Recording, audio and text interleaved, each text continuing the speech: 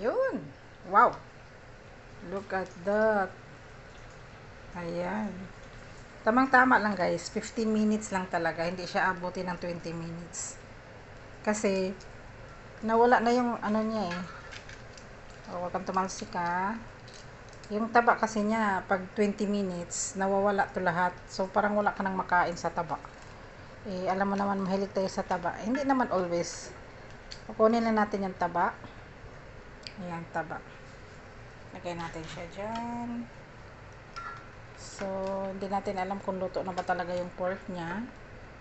Pakadagdagan natin yung taba lang kukunin natin. Kasi luto na yung taba. Pakain natin kay Kuda.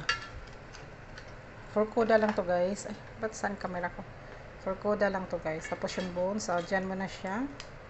So, another 3 minutes. Kunin ko lang yung taba niya. Pakain natin sa aso.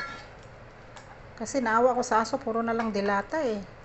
Parang naboboring na siya. Pero, pinoforce ko siya. Kaya kumakain siya. Ang naawa ko sa kanya. Kailangan na rin nga ng maibang baboy. Ayan. Wala na kasing manok. Baboy lang nasa freezer. Tsaka beef na mince. Ayaw niya kasi yung mga mince na walang taba. Mas gusto niya yung may buto. Yan, paborito niya yan. So, hayaan muna natin siya guys. Dagdagan pa natin ng mga 3 minutes. 3 minutes ba? Or 5? 5 lang. Ayan, 5 para sure. 4 lang. 4 minutes. Okay, there you go, Kuda. Your food here. This is for you. For you.